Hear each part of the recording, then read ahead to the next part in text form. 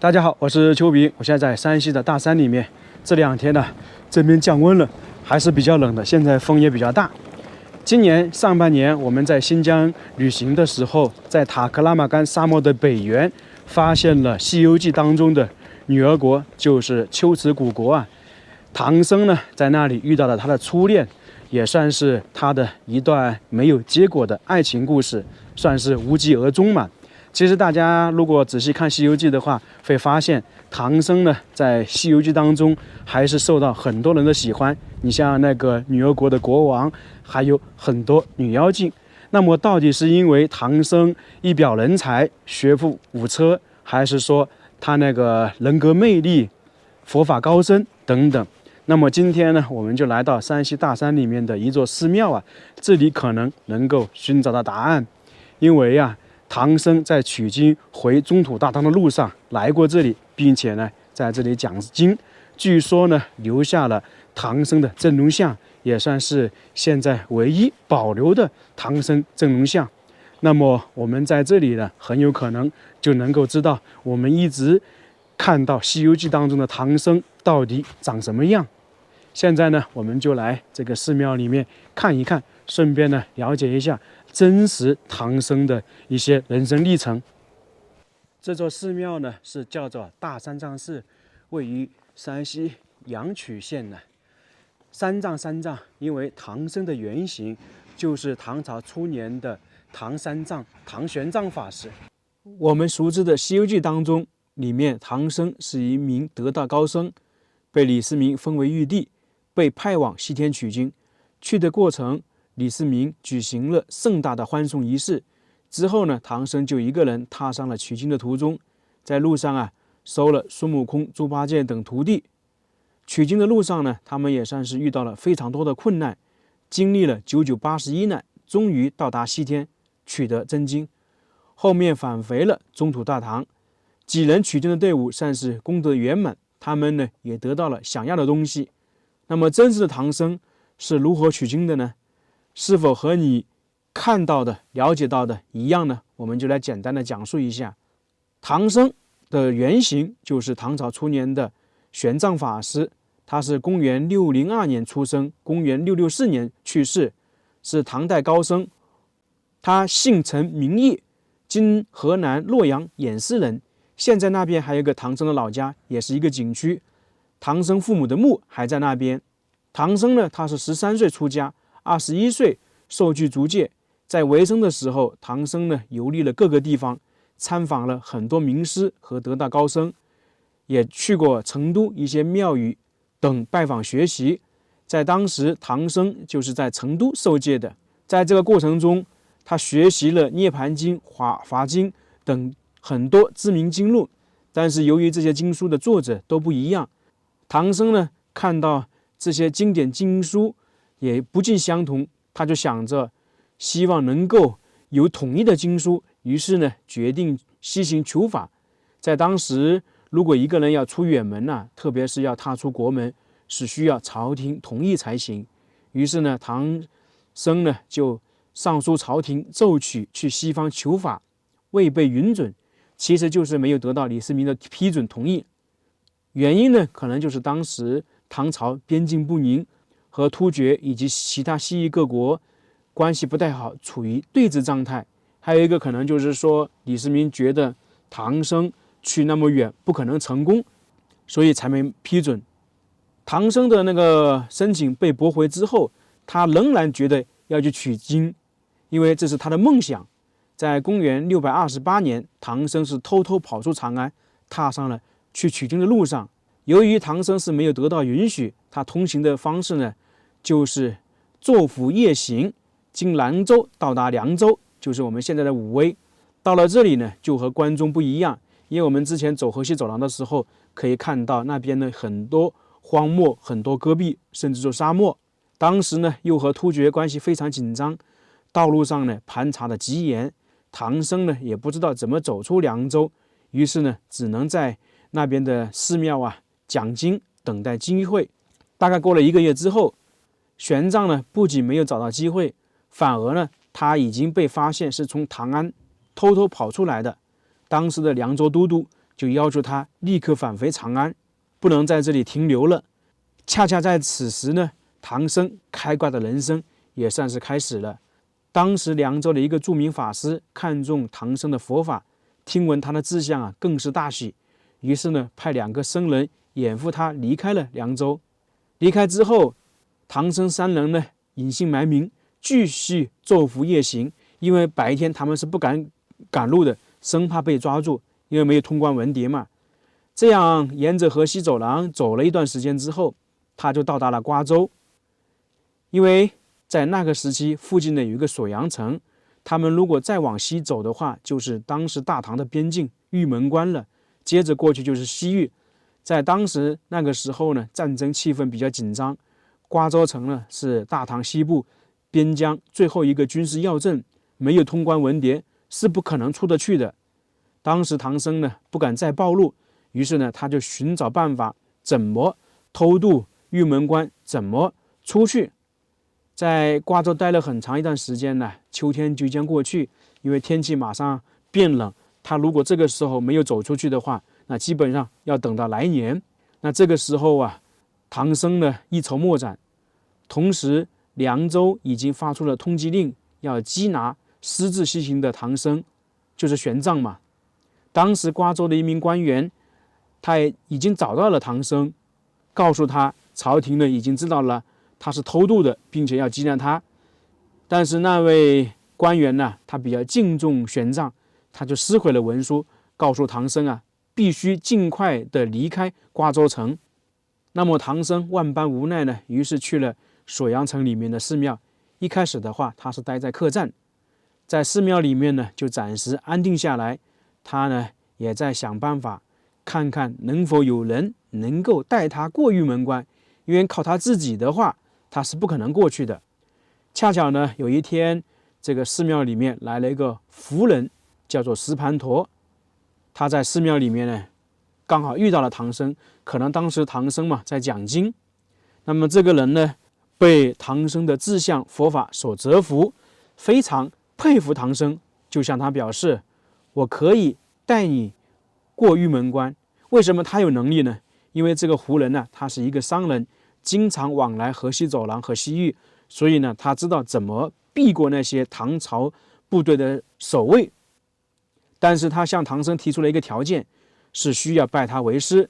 这个时候，玄奘、唐僧已经没有讨价还价的余地了，他就答应了。这就是算是唐僧的大徒弟。这个石盘陀呢，就是孙悟空的原型，在很多地方都有他和唐僧的壁画图。河西走廊的千佛洞有2幅形象逼真的玄奘取经图，还有我们上半年在山西的一座寺庙里面呢，也可以看到金代的石雕也刻画了，就是唐僧、白龙马以及呢一个猴形的人牵着马，就是向我们展示了唐僧和孙悟空的取经图。那相当于就是明朝后期吴承恩写《西游记》的时候，他其实是看到了这些壁画图，从而呢才能够比较好的创作出《西游记》。他们准备了一段时间之后，唐僧和石盘陀呢就偷偷的顺利的度过了玉门关。不过呢，过了玉门关不代表结束了。石盘陀这个时候也动摇了，有点后悔，因为偷越边关在当时是死罪，他们如果继续西行的话，一定要取水。我们去河西走廊，特别是瓜州之后，很多都是戈壁沙漠，如果没有水嘛的话，他们是走不出去的。而当时他们在戈壁沙漠里面的水源点呢，就是在唐朝控制的烽火台下面，如果他们过去，很容易被发现。这个时候石盘陀就不想去了，担心玄奘被抓后牵连自己，于是呢，到了晚上，他就想把唐僧杀掉。那唐僧呢也比较警醒，就是每天呢晚上念经。到了最后2个人相持一段时间之后，唐僧就发誓，我绝不出卖他。石盘陀呢这才离去了，留下了唐僧独自一个人。那唐僧没有气馁他就继续西行，走向了大漠。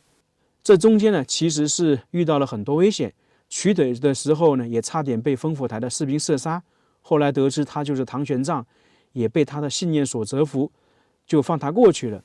到这里大家发现没有，唐僧的人格魅力还是非常大的，经常是遇到困难，但是呢，往往有人能够帮助他。就这样呢，唐僧就离开了大唐的管辖范围，自此呢，玄奘就走向了800里长的戈壁沙漠中。在这片死亡之海，只有玄奘和他的马。险恶的环境呢，使唐僧出现了幻觉，迷了路。不过他最终坚持下来了，走出了沙漠，来到了西域当时的第一个国家。他也看到了一座佛寺，这算是唐僧取经的一个里程碑了。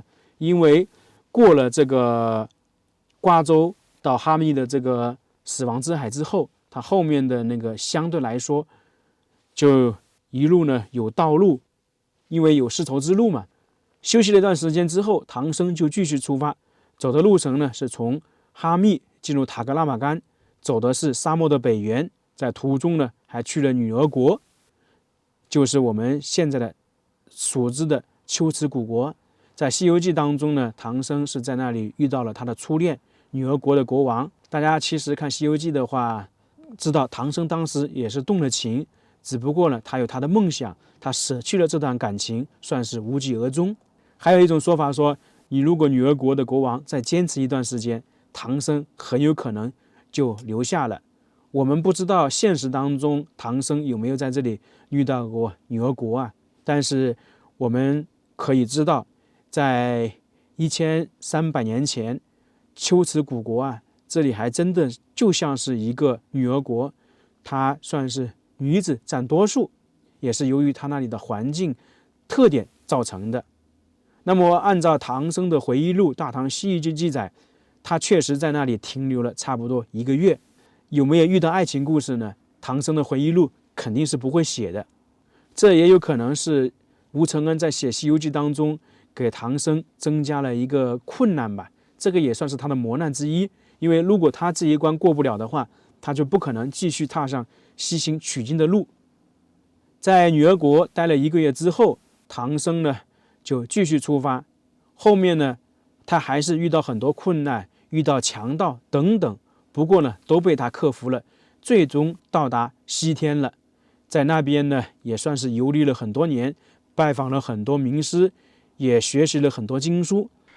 这个就是唐僧西行取经的线路图，大概的哈。从长安出发，天水、武威，相当于是河西走廊嘛，然后哈密、吐鲁番一直绕到这边，远不远？西行万里啊！所以一般人也确实做不到。那么《西游记》就是根据他这个西行的故事演绎出来的。到了公元641年，唐僧开始返回大唐。这个时候呢，他就不是一个人了，有了队伍，带着佛像和经书一起回城。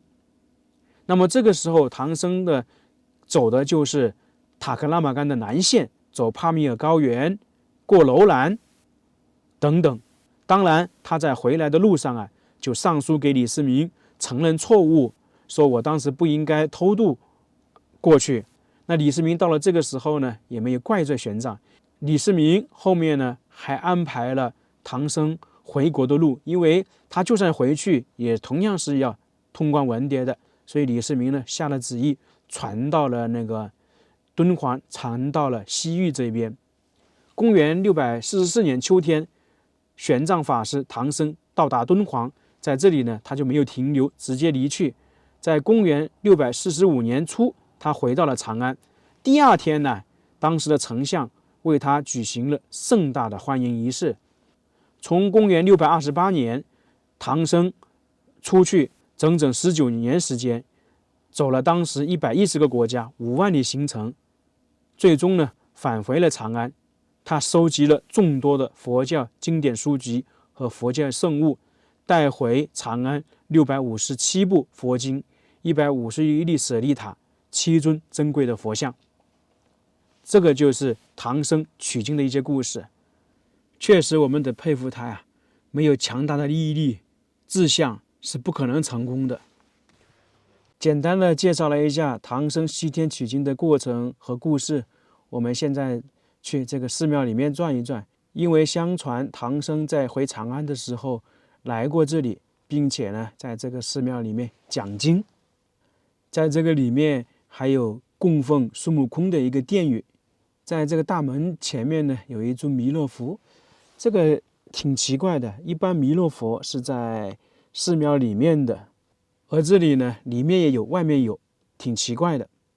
这座寺庙的具体建设时间无从考证，但相传是唐朝的，因为唐玄奘来过这个地方。现在里面大部分建筑呢是重修过的，不过我们看这个里面的一些碑呀，它记载了明朝、清朝对这个寺庙屡有修缮。那么其实算起来，这座寺庙的时间还是挺悠久的。前方呢就是大雄宝殿，不知道在1000多年前那个大雄宝殿是不是在这里。不过呢，我猜想当时如果唐僧来到这里，估计呢就在大雄宝殿这里讲经，可以说是盛况空前呐。应该是有很多的僧人来到这里听他讲经，可能附近整个山西的很多僧人都会过来。在大雄宝殿旁边有一个小的殿宇，里面供奉的就是齐天大圣孙悟空。我们去里面看看，这里的孙悟空和我们平时看的是否一样。这个孙悟空的塑像跟我们刚才看到那个石盘陀很相像，可能就是根据那个形象来制作的。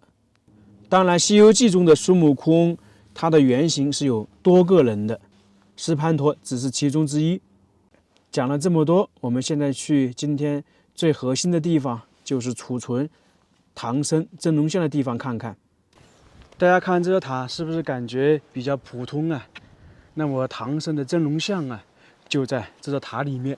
这座塔呢，已经有1000多年的历史了。当然了，后期是经过修缮的，也是一座5层的砖塔。这应该是唐代塔的风格，因为之前我们看西安的大雁塔、小雁塔，以及在河西走廊看到一些塔，基本上都是这种形式。在这个塔的里面就有一尊塑像，据说呢，这个就是唐僧的真龙像。为什么会有这个呢？传说是当年唐僧在这里讲经的时候，寺内一位僧人呢，就把唐僧当时讲经坐在那里的模样刻画下来，后面呢就一直流传着。从这个塑像可以看到，唐僧呢确实是一表人才，因为《西游记》当中对唐僧的外面描写写的是风姿英伟，相貌轩昂，齿白如凝器，唇红口似方，顶平额，阔天苍满，目秀眉清，地格长。说的就是唐僧一表人才，相貌堂堂，非常英俊。再加上他那个学富五车，佛法精深，所以在取经的途中受到很多女子的青睐。其实我们刚才也说了，唐僧在取经的过程中遇到很多困难，特别是人为困难的时候，他往往呢发挥了他的人格魅力，让别人折服于他，这也是他能够取经成功的一个重要因素。那么大家觉得唐僧这个样貌符不符合你心中的唐僧呢？反正我们就姑且认为他这个就是唐僧的真龙像真实样貌。我们刚刚说了唐僧取经的一些过程，现在再来讲一讲唐僧回到长安之后的一些故事。唐僧从回到长安之后，基本上就开始从事翻译经书的事业，大概是20年时间，从唐太宗到那个唐高宗，他翻译了大小经书非常多啊。他一开始是住在大慈恩寺，后面呢去了陕西铜川的玉华宫。一开始玉华宫呢是皇家那个行宫，后面呢唐高宗呢就把这块地方划给了唐僧。最终呢，唐僧晚年生活是在玉华宫那里，并且呢是在那里去世。他是怎么去世的呢？就是在那个地方翻译经书的时候，某一天呢，行走在路上摔了一跤，后面呢就病逝了。他去世之后，唐高宗非常伤心，一开始呢是把他安葬在白鹿原，但是那个时候呢，唐高宗经常站在那个宫殿遥望白鹿原，怀念唐僧。那这个时候武则天和那些大臣觉得不行，于是武则天和那些大臣就把唐僧迁移到长安的南郊信教寺，并且呢，让他和徒弟安葬在一起。中间这个高大的就是唐僧的舍利塔，下面还有地宫，只不过进不去。然后旁边的小塔就是唐僧的徒弟。这里呢，只有2位徒弟陪伴着唐僧，因为另外一位徒弟呢是被李世民腰斩了，所以不知道他安葬在哪个地方。到了这里，唐僧的故事差不多就讲完了。其实唐玄奘的一生远远比我们讲的更精彩，他经历的更多。在中国历史上，像他这样的人物是少之又少。